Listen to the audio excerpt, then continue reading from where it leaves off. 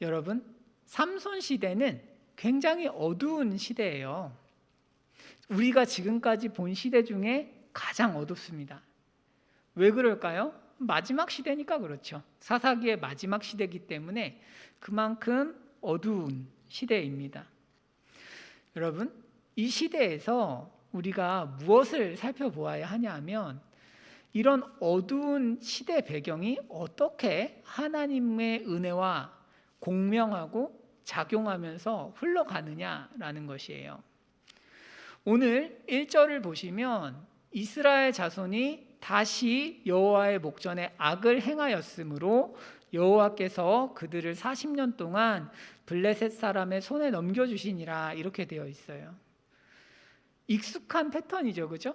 그러니까 저희가 사사기를 계속 봐왔기 때문에 이스라엘 자손이 죄를 짓고 있구나, 그래서 하나님께서 이들을 블레셋 사람에게 넘겨주셨구나 라는 것은 너무나 자연스러운 전개죠. 여러분, 그렇다면 이 다음에 어떤 내용이 나와야 할까요? 여러분, 어떤 내용이 나오는 게 맞습니까? 이스라엘 자손이 하나님께 부르짖는 장면이 나와야 할 것 같아요. 그렇죠? 한번 2절 보겠습니다. 2절, 13장 2절을 보시면 이스라엘 민족이 부르짖는 장면이 나오지 않습니다. 오히려 2절은 이렇게 시작해요. 소라 땅에 단지파의 가족 중에 마누아라 이름하는 자가 있더라. 그의 아내가 임신하지 못함으로 출산하지 못하더니. 일반적인 예상을 깨고 삼손 시대에 이르니까 이스라엘 민족은 하나님께 부르짖지도 않습니다. 이제는 아무리 힘들어도 하나님께 돌아가지 않는 사람들이 된 거예요. 여러분, 우리가 삼손 이전에 봤던 입다의 시대에는 은혜를 모르긴 했지만 종교 생활을 하던 시대였습니다. 그래서 힘들면 이기적이긴 하지만 회개했어요. 그것이 비록 정상적인 신앙은 아니었을지라도 나름의 효과가 없었던 것은 아닙니다. 하나님이 그만큼 자비로우시니까요. 문제는 삼손 시대에 이르면 그런 식의 형식적인 신앙마저도 거의 사라졌습니다. 이제는 하나님의 존재 자체를 잊고 사는 그런 사람들이 된 거죠. 그 차이가 조금 들어오시나요? 하나님을 인정하지만 은혜를 모르는 세대가 있다면, 하나님을 아예 잃어버린 세대가 있는 거죠. 그래서 삼손 시대는 하나님을 아예 잃어버린 세대라고 할 수 있습니다. 여러분, 우리가 죄에 시달리면 삶이 망가지죠. 사람은 죄를 지으면 삶이 망가집니다. 그래서 우리는 죄를 지으면 안 돼요. 하지만 죄를 짓는 것보다 더 큰 문제가 있습니다. 인간에게는 죄를 짓는 자체도 문제지만, 그래도 죄가 죄인 걸 알면 사람은 희망이 있어요. 죄가 죄인 걸 알고 하나님, 제가 잘못했습니다, 혹은 돌아서기라도 하는 신용이라도 한다면 하나님께서는 그 사람에게 얼마든지 개입할 수 있고 간섭할 수 있는 거죠. 하지만 죄를 짓고 있으면서도 인생이 정말 너무너무 힘들고 고통스러우면서도 하나님께 돌아오지 않는 고집을 부린다면 어떨까요? 그 인생은 굉장히 힘든 것이죠. 무엇이 더 힘든 삶일까요? 죄를 인식하고 심각한 죄를 짓는 삶도 물론 문제지만, 심각한 죄를 지으면서도 모르는 것은 더 큰 문제인 거죠. 삼손 시대는 그런 시대예요. 죄를 짓고 삶이 힘들고 고통스러워도 하나님께 절대로 오지 않는 그런 시대라고 할 수 있습니다. 그래서 1절을 보시면 40년 동안 넘겨주셨다, 이렇게 돼 있어요. 이것이 가장 긴 시간입니다. 사사기에서 가장 긴 시간이에요. 이방 민족이 다스린 가장 긴 시간이죠. 40년 동안 이스라엘 민족이 하나님께 돌아오지 않았습니다. 부르짖지 않아요. 아무리 힘들어도 돌아오지 않습니다. 마음이 완전히 굳어버린 상태라고 할 수 있죠. 여러분, 그러면 여기서 우리가 질문할 수 있어요. 그렇다면 이런 시대에는 하나님이 어떻게 일하시는가? 혹은 일을 하시기는 할까? 이런 질문이죠. 답이 뭘까요? 일하신다라는 거예요. 일하시고 그 일을 큰 능력으로 행하신다라는 것입니다. 삼손은 어벤져스에 들어갈 만큼 강해요. 그러니까 엄청 강합니다. 여러분, 삼손은 1대 1000을 싸우는 사람이에요.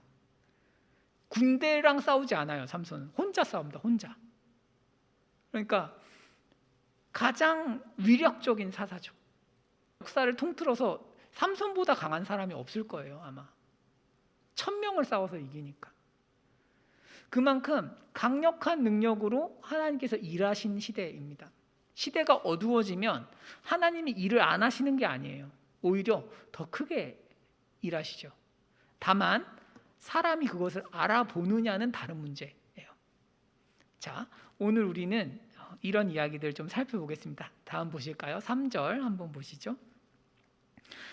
마노아가 이제 삼손 아빠예요. 삼손 아버지인데, 마노아의 아내는 불임이었어요. 2절에 보시면 불임이에요.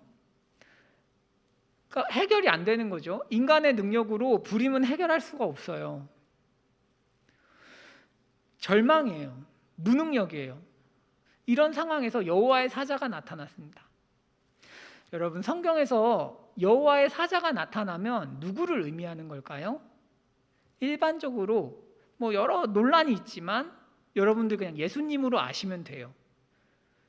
제가 좀 더 코멘트를 해드리면 이래요. 하나님은 영이세요. 하나님 영이셔서 사람의 형체로 있지 않으세요. 그런데 이 하나님께서 하나님 입장에서 외계인, 우리와 동일한 육체의 형상으로 나타나실 때는 성자 예수님을 통해서 드러나세요. 그러니까 성자 예수님이 이런 형상을 입고 나타나시는 거예요. 그래서 성령 하나님이 육신을 입고 나타나지 않아요. 성자 예수님만 육신을 입고 나타나요. 성부 하나님도 육신을 입고 나타나지 않습니다. 그래서 성경에서 여러분들이 구약 성경을 보시다가 여호와의 사자가 나오면 예수님으로 생각하시면 돼요. 그래서 여러 좀 이렇게 학설들이 있고 복잡한 논의들이 있지만 좀 이상한 논의들도 많아서 여러분들이 다 아실 필요 없고 그냥 예수님이다 이렇게 간단히 이해하시면 되겠습니다. 그래요. 하여튼 그래서 예수님께서 여호와의 사자가 나타나서 얘기한 거예요. 내가 본래 임신하지 못함으로 출산하지 못했지만 이제 임신해서 넌 아들을 낳을 거야. 여러분, 복음이죠. 이 사람들한테 복음이에요. 낳을 거야. 그러면서 심지어 이 아들은 단순한 아들이 아니에요. 단순한 아들이 아니고 한번 4절 보실까요? 4절 보시면 이제 단순한 아들이 아니기 때문에 거룩하게 키워야 돼요. 그러므로 너는 삼가 포도주와 독주를 마시지 말며 어떤 부정한 것도 먹지 마라. 이게 무슨 얘기냐면 임신했을 때부터 태교를 잘하라 이 말이죠. 애를 잘 키워라. 임신했을 때부터 네가 거룩하게 구별이 돼야 되고, 그 사람의 사명이 뭐냐면 5절 끝에 이렇게 돼 있어요. 그가 블레셋 사람의 손에서 이스라엘을 구원하기 시작하리라. 그러니까 완전히 구원하진 못해요. 이스라엘이 블레셋에게서 벗어나는 것은 다윗 시대가 돼야 돼요. 하지만 삼손이 구원을 시작하는 역할을 맡은 거죠. 위대한 사명을 가지고 태어난 아들입니다. 여러분들이 이런 문제, 불임이라는 문제에 봉착해 있는 마노아 부부를 하나님이 찾아가셔서 아들을 낳을 거야 라고 이야기하면 얼마나 기쁘겠어요. 마노아 부부가. 그렇죠? 그런데 그 아들이 위대한 사사인 거예요. 정말 기쁘겠죠. 그죠? 정말 이런 복음이 없다. 마노아의 아내가 그래서 남편에게 가서 말하는 거예요. 하나님의 사람이 내게 오셨는데 이렇게 말을 했다라고 이야기를 하죠. 문제는 여러분들 잘 보세요. 하나님의 사람이 오셨다 이렇게 돼 있어요. 6절에.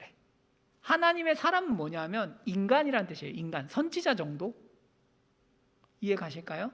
그러니까 여호와의 사자랑 하나님의 사자가 달라요. 그러니까 하나님의 사람이 달라요. 그래서 하나님은 여호와의 사자 예수님을 보내신 거예요. 그런데 마노아 부부는 예수님이라고 인지를 못하는 거예요. 하나님이 나타나셨다고 생각을 못하고 그냥 선지자가 오셨구나 뭐 이 정도로 생각을 하는 거죠. 그러니까 이 장면에서 우리가 알 수 있는 게 뭐예요? 영적인 무지죠. 둔감함입니다. 둔감함. 모르는 거예요. 앞에서 막 하나님이 돌아다녀도 몰라요. 그만큼 시대가 어두운 거죠. 전도사님, 아니 갑자기 나타난 하나님을 그럼 어떻게 알아봅니까? 마노아 아내처럼 반응하는 게 정상 아닐까요? 아니에요. 창세기 18장에 보면 하나님께서 아브라함을 찾아오세요. 그때 아브라함이 보자마자 뛰어나가서 그분을 섬깁니다. 하나님인 줄 알고요. 영적 시각이 뛰어난 사람은 보면 알아요. 그런데 영적 시각이 너무 둔감하기 때문에 지금 전혀 알지 못하고 있는 거죠. 마노아가 아내의 말을 듣고 하나님의 사람? 뭐 정체가 뭘까? 뭐 이런 생각을 했겠죠. 그래서 기도합니다. 하나님한테. 하나님 다시 보내주세요. 하나님, 그 하나님의 사람이라는 사람 다시 보내주세요. 제가 들어봐야겠어요. 아내 말은 못 믿겠어요. 이 말이죠. 아내가 뭐 와서 호들갑을 떠는데 좀 잘 모르겠고 하나님 다시 보내주세요. 기도를 합니다. 그러니까 8절에서 기도를 하거든요. 그 다음에 9절 한번 보시겠습니다. 9절을 보시면 하나님께서 마노아 기도를 들으시고 하나님 사자를 다시 보내주세요. 여호와의 사자를 다시 보내주세요. 이번에도 마노아에게 보내지 않았어요. 아내한테 보냈습니다. 아내한테. 그리고 아내가 지난번에 봤던 하나님의 사람이 찾아왔어 라고 알리는 구조로 하나님께서 일하셨어요. 왜 그랬을까요? 왜 마노아에게 알리지 않을까요? 마노아가 눈이 없으니까 그렇죠. 마노아가 마노아 아내보다 더 심각한 영적 무지와 둔감성을 보여주기 때문에 하나님께서 바로 컨택을 못 하시는 거예요. 지금 하나님께서 바로 말씀을 못 하시고 자꾸 둘러서 접근하셔야 되는 거죠. 자, 그래서 물어봐요. 찾아가서 마노아가 그 하나님의 사자에게 찾아가서 애를 어떻게 키우라고요? 뭐 이렇게 물어봐요. 그러니까 하나님의 사자가 뭐 포도주 마시지 말고 뭐 하지 말고 뭐 키워라 이렇게 말을 해줍니다. 이때까지만 해도 마노아가 하나님이라는 생각이 전혀 없습니다. 한번 다음 구절 보실까요? 17절인데 마노아가 또 여호와의 사자에게 말하되, 이건 사사기 기자가 쓴 거죠. 여호와의 사자에게 말하되라는 건 지금 마노아가 여호와의 사자라는 것을 깨달은 건 아닙니다.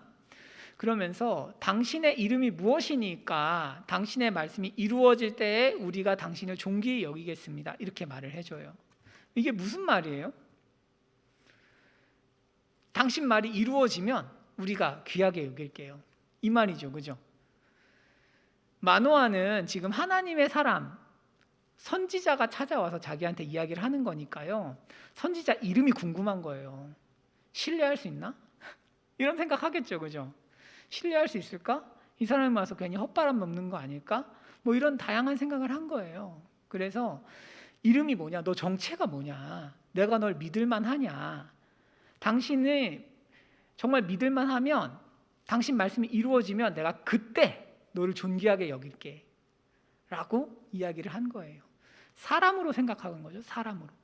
여호와의 사자라고 생각을 전혀 안 하고 있습니다. 굉장히 무지하죠. 그러니까 여호와의 사자가 뭐라고 대답할까요? 다음 보시면 이제 19절 이렇게 돼 있어요. 알면 뭐 내 이름을 왜 묻냐라고 말씀하시면서 기묘자다 이렇게 말씀하세요. 기묘자다. 여러분, 기묘자는 이제 저희가 안 쓰는 단어잖아요. 거의 안 쓰는 단어니까 영어로 표현하면 원더풀이에요. 그러니까 기이한 일을 행하는 사람이다 이 말이죠. 기이한 일을 행하는 사람. 그래서 히브리어로는 파라 동사에서 온 건데요. 다음 한번 보실게요. 기묘자는 페릴이라는 단어예요. 그런데 이 기묘자라는 단어를 이스라엘 백성들은 다 알아요. 원래 굉장히 중요한 단어거든요. 한번 다음 보실까요? 이 단어를 언제 쓰냐 하면 출애굽기에서 써요. 홍해를 가르신 분이거든요. 기이한 일을 행하는 자가 홍해를 가르신 일을 기이한 일이라고 한 거예요. 지금 출애굽기 15장에서. 그러니까 이거 누구예요? 기이한 일을 행한 사람은 아니고 기이한 일을 행한 분 누구예요? 여호와죠. 여호와예요. 그러니까 지금 하나님의 사자, 여호와의 사자가 내가 여호와다 이 말 한 거예요. 나 기묘자야. 나 하나님이야 이 말이에요. 그런데 마노아가 몰라요. 몰라. 그래서 뭐야 하고 그냥 이제 시키는 대로 제사를 드립니다. 다음 보실게요. 제사를 지내는데 그때 염소 새끼를 가져와요. 그리고 소제물을 가져다가 바위 위에서 여호와께 드리니까 기적이 일어나요. 이 여기서도 파라 동사가 쓰였어요.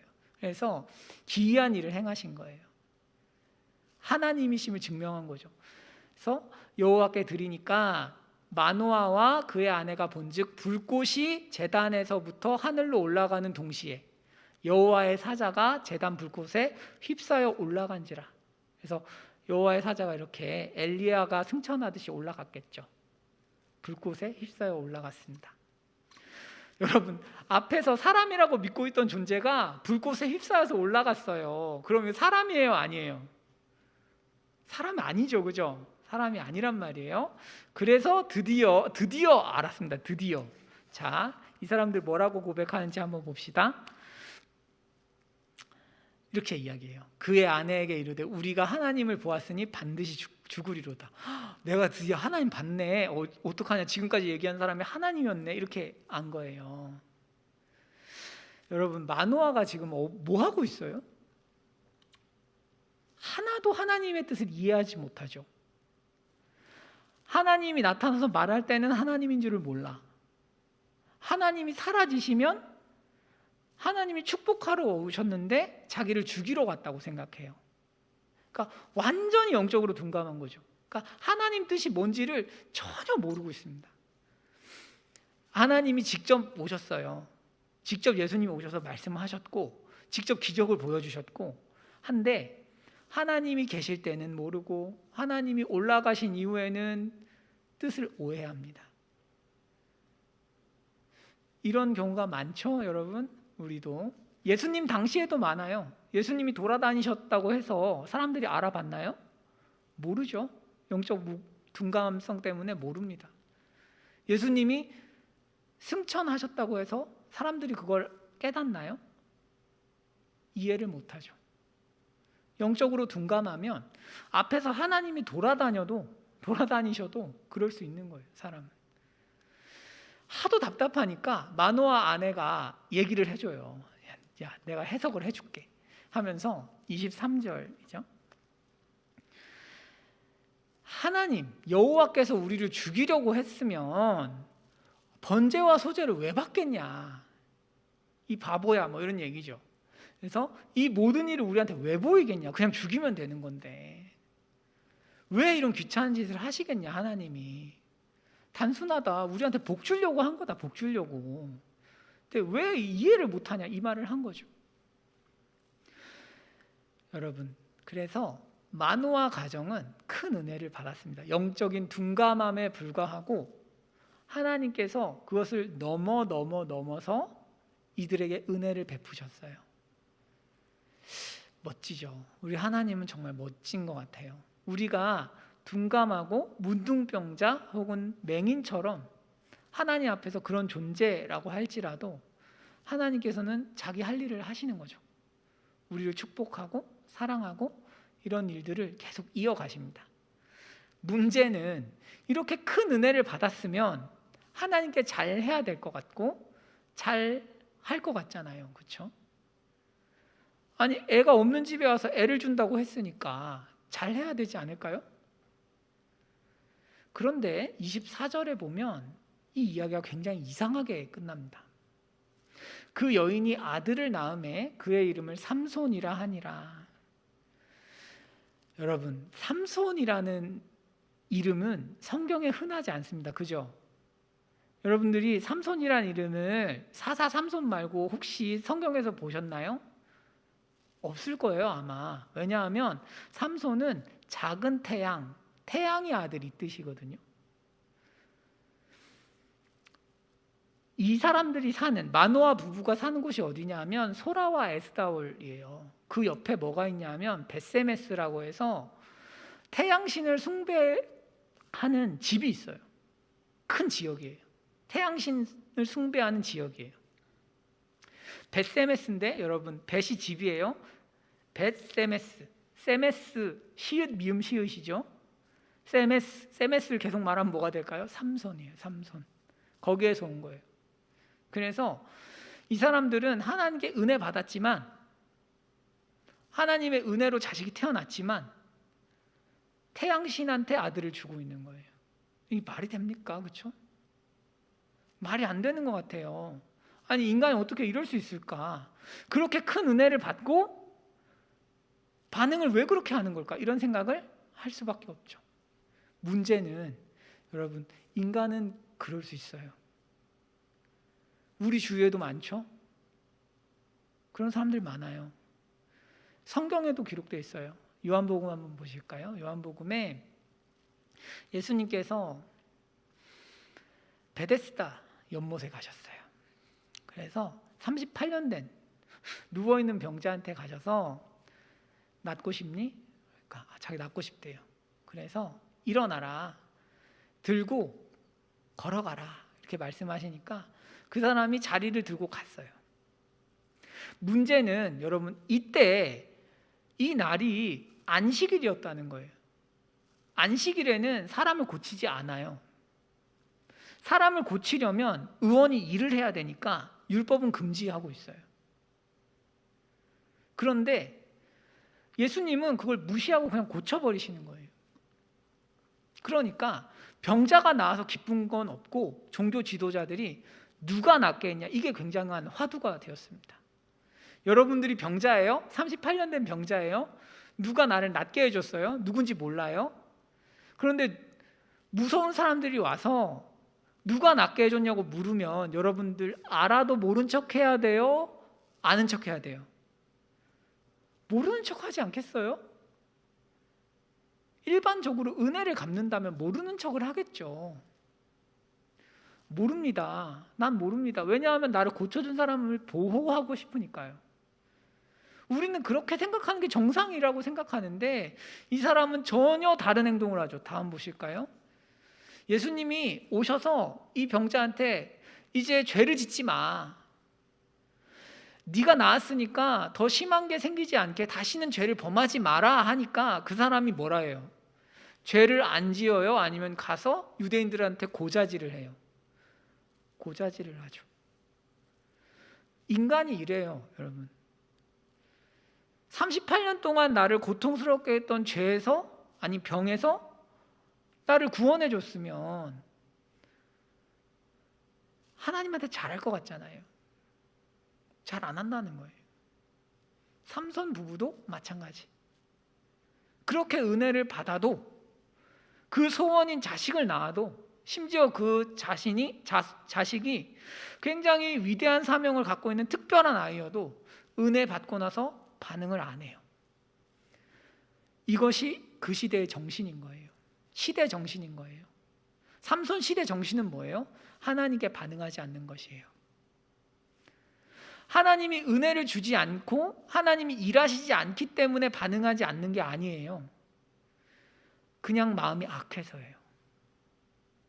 우리가 교회를 다니면 하나님이 일을 하실까요? 안 하실까요? 사람들은 이런 얘기를 많이 해요. 저도 그런 얘기를 많이 하는데 세상이 너무 악하다.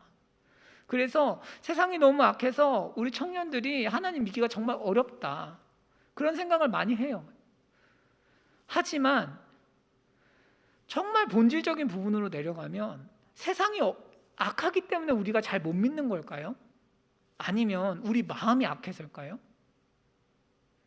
하나님의 은혜가 부족한 걸까요? 이 시대에? 하나님이 일을 안 하시나요? 우리 삶에 하나님이 개입 안 하시나요? 하죠. 하나님 지금도 일하고 계시죠. 하지만 우리가 반응을 안 하는 거죠.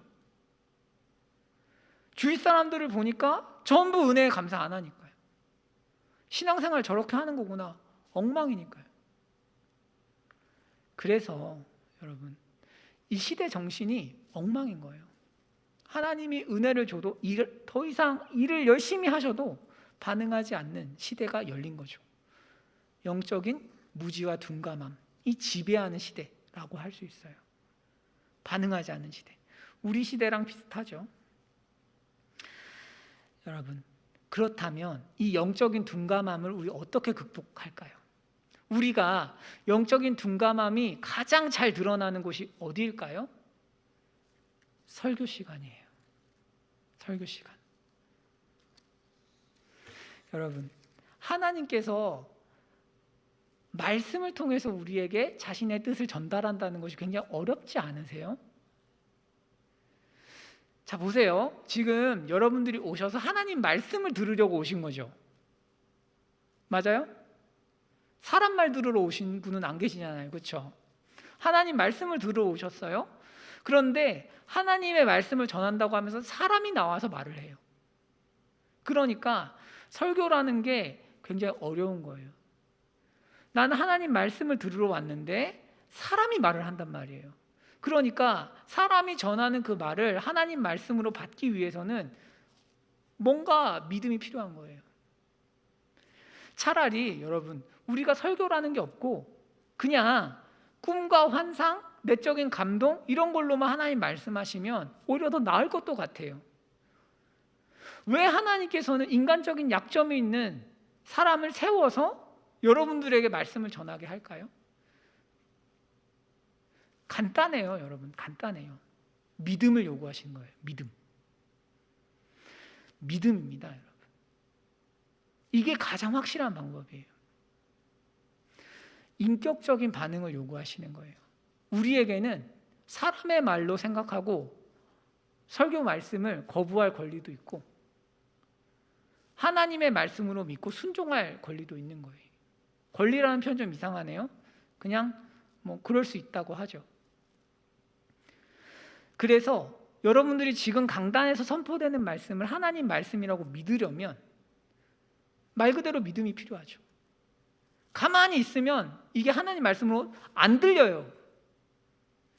의식적인 개입이 필요한 거예요.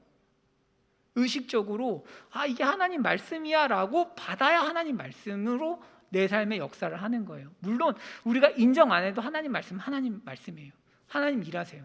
하지만 그 하나님 말씀에 대한 수혜를 받는 것은 다른 문제예요. 여러분, 이 시스템에서는 말씀을 전하는 저도 말씀을 받는 여러분도 둘 다 믿음이 필요해요. 둘 다. 저한테도 하나님께서 믿음을 요구하시죠. 저는 그런 생각을 해요. 이거 해서 뭐 하나? 가끔. 죄송합니다. 그런 생각하면 안 되지만 너무 무력할 때가 있어요. 이거 한다고 뭐가 바뀌나?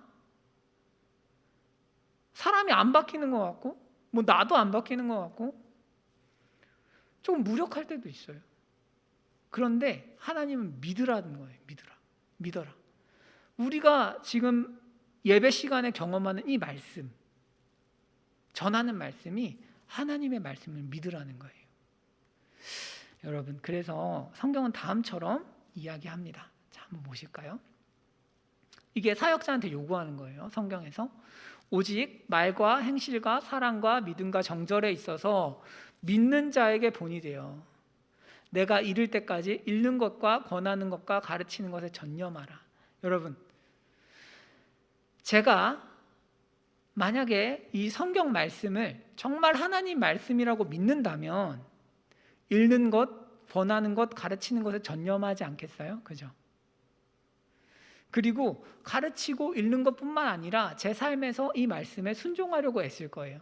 그 결과가 말과 행실과 사랑과 믿음과 정절에 있어서 본이 되는 거죠. 말하자면 디모데전서 4장 12절 13절은 이런 요소들을 그냥 단순히 나열한 것이 아니라 하나님 말씀을 말씀으로 믿으면, 사역자가 믿으면 이런 현상이 일어난다는 거죠. 그래서 이런 현상이 없으면 네가 하나님 말씀을 말씀으로 믿지 않는 걸 수 있으니까 이걸로 점검을 하라는 얘기예요.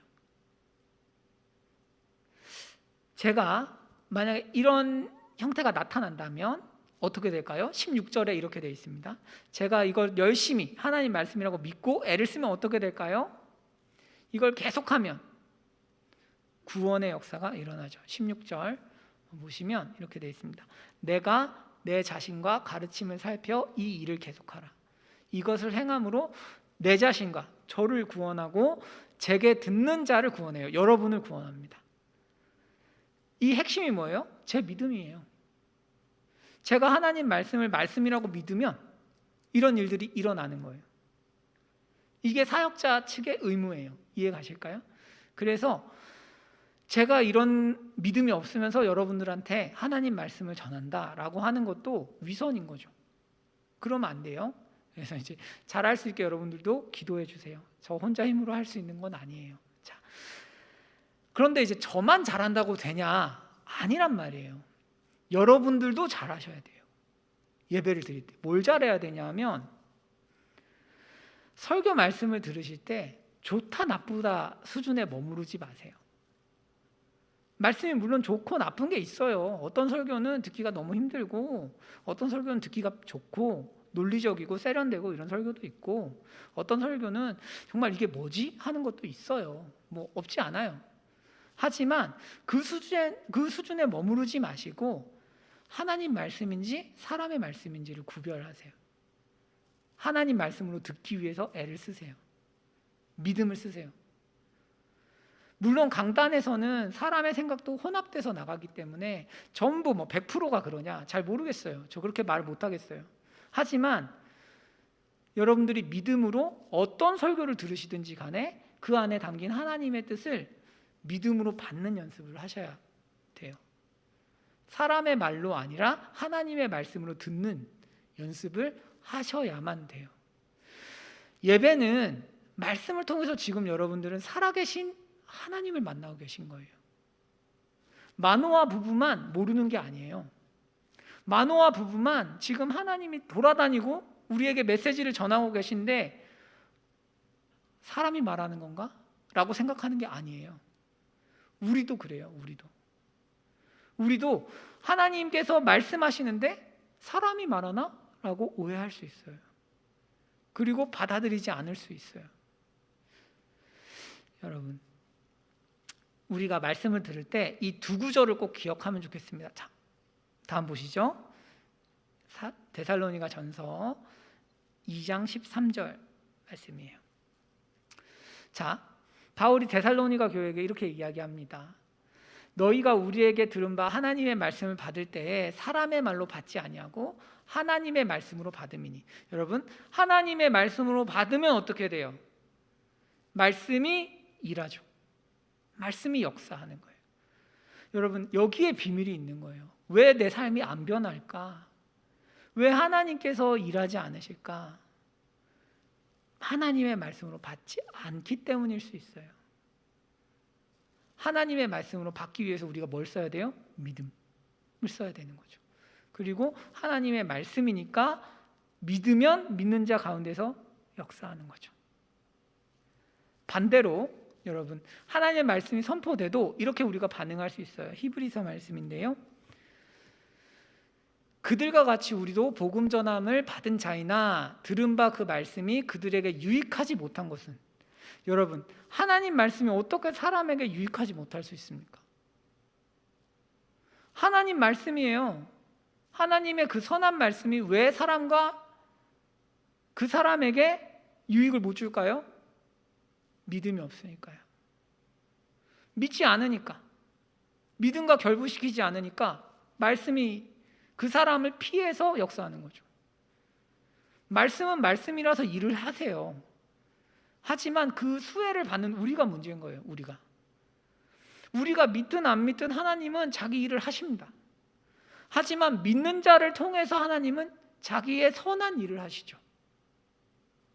그래서 여러분들이 믿으면 어떤 일이 일어나냐 하면 다음 구절처럼 일어나요. 어떻게 되냐? 선한 말씀이 하나도 남음이 없이 다 응해요. 이게 말씀의 비밀이에요. 너무 놀랍지 않아요? 선한 말씀이 안 남아요. 성경에는 수천 수백 가지의 선한 말씀이 있는데 그것 중에 단 하나도 남음이 없어요. 여러분 이런 복을 받고 싶지 않으세요? 이런 것을 경험하고 싶지 않으세요? 말씀이 왜 나는 말씀이 역사를 안 할까? 나 신앙생활을 열심히 하는데 내가 노력하고 애쓰는데 왜 안 할까? 노력으로 역사하는 게 아니에요. 하나님 말씀은 믿음으로 역사하는 거예요. 믿음으로. 여러분 믿으셔야 돼요. 지금 하나님이 일하고 계시고 내 눈앞에서 말씀으로 내게 다가오고 계시는구나. 믿으셔야 돼요. 제가 신앙생활을 하면서 다양한 분들을 많이 만나잖아요. 어떤 분들은 계속 뭘 내적인 감동 타령을 많이 하세요. 나쁘다는 건 아니에요. 하지만 우리가 말씀을 주로 경험하는 통로는 어디여야 돼요? 하나님 말씀, 하나님 뜻을 우리가 어디에서 가장 분명하게 들어야 돼요? 설교예요. 내가 혼자서 성경을 읽다가 내가 혼자서 기도하다가 그것은 특별한 경우인 거예요. 여러분들이 하나님의 말씀을 듣는 주된 통로는 언제나 설교여야 돼요. 그게 가장 정확해요. 왜일까요? 내가 기도하거나 내가 말씀을 볼 때는 내 주관이 개입하니까. 인간 욕심이 있잖아요. 그래서 누구도 그 욕망이 정말 하나님의 뜻이라고 장담할 수가 없어요. 그래서 여러분 설교 시간을 통해서 정확하게 들으시는 게 좋아요. 사람들은 환상이나 꿈을 더 막 이렇게 치는 경향이 있어요. 와, 환상이다. 꿈을 봤다. 여러분 그것보다 말씀을 믿는 게 훨씬 고차원적인 믿음이에요. 환상을 보는 게 고차원이 아니에요. 지옥 갔다 온 것을 간증하시는 분들이 계세요. 사후세계를 갔다 왔대요. 저는 그게 참인지 거짓인지 중요하다고 생각 안 해요. 관심 없어요. 여러분 간증을 한답시고 사후세계에 갔다 와서 내가 본 걸 알려줄게 하면 사람들이 구름대처럼 모여서 들어요. 비정상이에요. 성경을 보세요. 성경에 지옥이 뭐라고 묘사되어 있는지 그걸 믿는 거예요. 사람의 눈을 보는 게 아니고요. 환상이 더 높은 급이 아니에요. 말씀이 훨씬 믿음이 좋은 거죠. 왜? 그게 인격적이니까요. 하나님 인격적으로 우리를 대하시니까. 여러분 6사사가 있어요. 우리가 6사사를 만났는데 온니엘하고 에훗하고 바락, 드보라까지는 하나님 말씀대로 움직여요. 환상이 없어요. 환상을 보고 움직이는 사사가 없다고요. 여호와의 사자도 나타나지 않아요. 왜? 기록된 말씀을 보고 움직이니까요. 그게 높은 급이에요. 그런데 기드온부터는 여호와의 사자가 등장한단 말이에요. 이거는 낮은 급인 거예요. 하나님과 소통하는. 이해 가시겠어요? 그러니까 자꾸 이걸 혼동하지 마세요. 혼동하면서 환상을 봐야 좋은 거야. 아니에요. 물론 전 지난번에도 말씀드렸지만 둘 다 있으면 좋아요. 하지만 여러분 가장 고차원적인 믿음은 설교 말씀을 믿음으로 취하는 거예요. 그거보다 더 영적으로 깨어있는 게 없어요. 이제 말씀 마무리할게요. 별개로 제 이런 설명과 별개로 여러분들에게 주어진 이 믿음의 싸움이 쉬운 건 아니에요. 사람이 나와서 말을 하는데 그 안에 담긴 하나님의 뜻을 하나님 말씀으로 받는 게 결코 쉬운 건 아닙니다. 그래서 하나님이 우리를 도와주세요. 우리가 결단할 뿐만 아니라 하나님께서 우리가 하나님의 말씀을 말씀답게 대할 수 있도록 일하세요. 한번 요한복음 보실까요? 요한복음 보시면 이렇게 돼 있어요. 사마리아 여인에게 예수님이 찾아가세요. 찾아가셔서 이렇게 말씀하시죠. 물 좀 다오. 그러니까 사마리아 여자가 유대인이 왜 말 걸어요? 처음에 예수님을 누구로 인식했어요? 유대인이에요. 한 남자예요. A certain man이에요. 하나님의 아들이 이 땅에 걸어 다니셔도 인간은 한 남자로 봐요. 그런데 예수님께서 이 여자를 구원해야 되니까 계속 말을 거시죠. 이 여자가 호칭이 계속 바뀌죠. 주여, 그 다음엔 선지자군요, 그 다음엔 그리스도시군요, 메시아가 왔구나, 거기까지 이르게 하시는 거예요. 우리가 결단해서 가는 게 아니고 사실은 하나님께서 우리로 하여금 이게 진짜 하나님의 말씀이라는 것을 깨닫게 하시죠. 어떻게? 여러분들이 말씀과 대화하면요, 조금씩 반응하시면요. 여러분 그렇잖아요. 사람이 말해도 반응하지 않아요, 여러분? 친구가 말해도 반응하시잖아요. 야, 오늘 어디 가볼래? 하면 친구가 가자고 하면 가시기도 하죠. 항상 안 가요? 항상 안 가요? 그렇진 않죠. 친구가 야 이거 좋더라 하면 좋나? 하고 한번 써보기도 하잖아요. 그렇죠? 그런데 왜 하나님 말씀은 사람, 자기 친한 친구 말보다 더 못하게 여기시는 거예요? 하나님 말씀이라고 믿어지지 않으면 그냥 친구가 말한다고 생각하고서라도 일단 움직여 보세요. 아 그래, 앞에서 전도사님 얘기하는데 한번 속는 셈 치고 순종해볼까? 처음에 그렇게 시작하는 거죠. 하지만 그렇게 순종하면 어떻게 돼요? 한 스텝씩 발전하는 거죠. 앞에서 전도사님 얘기인 줄 알았는데 아니었네. 이상하다, 좀 기이한 게 있는 것 같아. 조금씩 눈이 열리죠. 눈이 열리면서 와, 여기에서 선포되는 게 하나님 말씀이었구나 라는 것을 알게 되죠. 이게 하나님 말씀의 비밀이에요. 그러니까 여러분 믿어지지 않는 분들은 반응을 해보세요. 반응을. 기도회를 오세요. 뭐 하세요? 뭐 해보세요. 헌금 해보세요. 11조 하세요. 뭐 이러면 한번 해보세요. 막 고집스럽게 안 하지 말고요. 우리 뭐 합시다 하면 한번 해보세요. 여러분들 친구가 얘기해도 듣잖아요. 여러분 이 유대인으로 오해했던 여자뿐만 아니라 오늘 본문에서도 마찬가지예요. 한번 다시 보실까요? 오늘 본문에서도 마노아가 끝에 하나님을 고백하게 된 이유는 계속 여호와의 사자가 말을 걸었기 때문이죠. 하나님의 사람인가? 하니까 뭐 이름 알려주세요. 기묘자다. 여호와의 사자인가? 우리가 하나님을 보았구나. 끝에 뭐라 그래요? 여호와, 언약의 하나님에 대해서 이야기하죠. 하나님의 사자라고 처음에 알았지만 결국에는 여호와라고 인식할 때까지 하나님이 열심을 내신 거죠. 마노아가 잘나서 깨달은 게 아니죠. 마노아 아내가 잘나서 깨달은 게 아니라 하나님의 열심이 이들로 하여금 깨닫게 한 거죠. 여러분, 우리가 매주 듣는 말씀은 이런 말씀이에요. 비밀이에요. 비밀. 비밀스러운 말씀이에요. 누군가에게는 별 볼 일 없는 사람이 나와서 전하는 별 볼 일 없는 메시지일 수 있어요. 그래서 들으면 좋고 안 들으면 그만인, 순종해도 좋고 순종 안 해도 그만인 말씀일 수 있어요. 하지만 여러분들이 이 말씀을 진지하게 생각하고 반응하기 시작하면 이 말씀에 비밀이 있다는 걸 알게 돼요. 와, 여기 엄청난 게 있네. 내 삶에 생명이 들어오네. 이게 생명인지도 몰랐는데 생명이 들어오는구나. 와, 변화가 안 될 것 같던 내 삶에 변화가 되는구나. 뭘로? 하나님의 능력으로. 엄청난 역사가 이 공간에서 일어나는 거구나 라고 알 수 있죠. 여러분, 우리가 말씀을 들을 때 조금만 마음을 열고 역동적으로 우리가 반응하면 좋겠어요. 그래서 하나님께서 우리의 눈을 조금씩 열어가셔서 결국은 내가 정말 하나님 말씀을 듣고 있구나 라는 것을 깊이 깨달을 수 있으면 좋겠습니다.